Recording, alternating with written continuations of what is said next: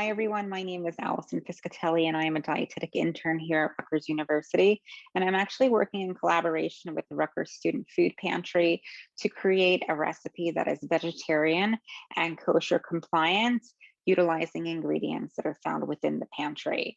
I really wanted to create a recipe that I felt comfortable feeding my family, that was packed with protein, fiber, vitamins, and minerals. And the recipe that I designed is actually a ramen stew. So the ingredient that I would first like to bring your attention to is some fresh vegetables.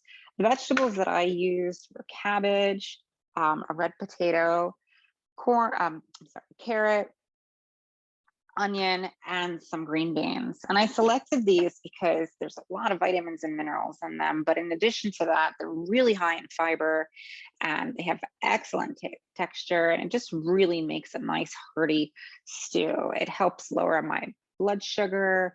It helps keep me full. And it just helps with digestion overall. So I really encourage this. For whatever reason, if this becomes not available to you anymore, please know that you can certainly use canned or frozen vegetables to replicate this. So I washed up all of my vegetables under the water, and then I chopped them to my preference. And I used a saucepan with some vegetable broth that is fat-free and low in calorie and packed with all different types of seasonings. So I used about a cup of this to 2 cups of water.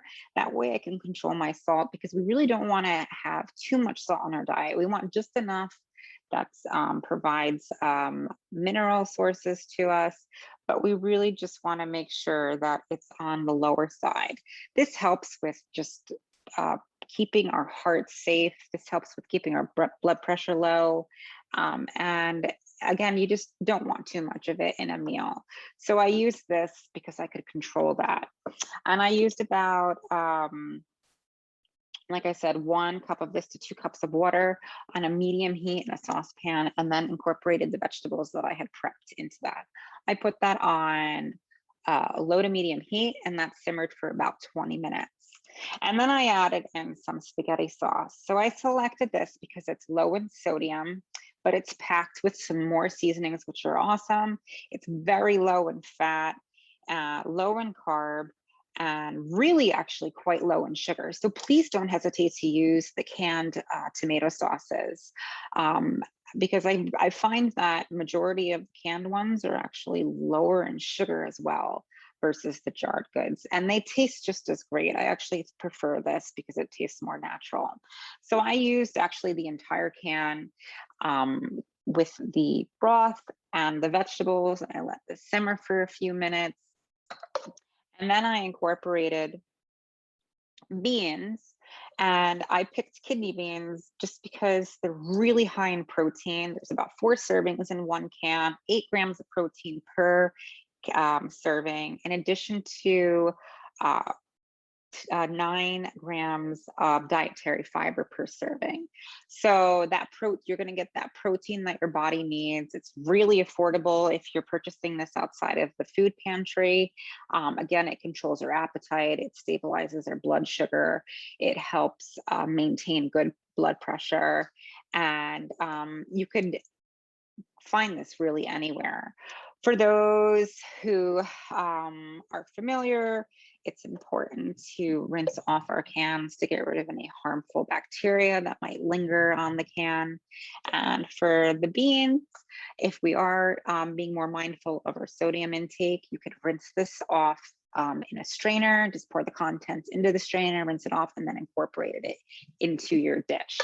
So I have pre-made this simply for the sake of time. And as you can see here, it's really packed with some really great colors. There's tons of fiber, protein, and excellent sources of minerals in here. And it's just a really hearty texture. Now, to incorporate some of the ramen, I utilized the chicken ramen, but I excluded the packet because we're just not using this. This is just really not a great source of salt, and it's unnecessary.